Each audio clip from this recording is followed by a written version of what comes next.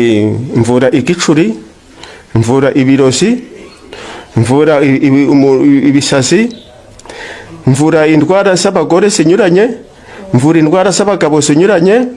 Njyewe ntabwo nica, icyo nkora ndavura.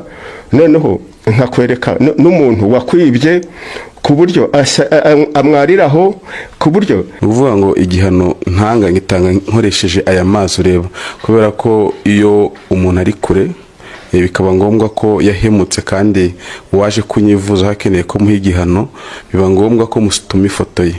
Ifoto ye imaze kongeraho ndayikurura, namara kuyikoreka ngombwa ko mushikayo, mushitse mushikira muri aya mazi muri kureba. Aya mazi rero ngira ngo mwabonyemo isura, isura yimaze kugaragara nibwo muha igihano. Igihano yamaze kukimakura ntago uko mwabonye ntago abapfuye, ahubwo biba ngombwa ko ngiye mukoresha nk'igikoresho cya Nyakamanza kama amakuru y'ibyo yakoraga nuko yabikoraga n'ibyo yarakoze.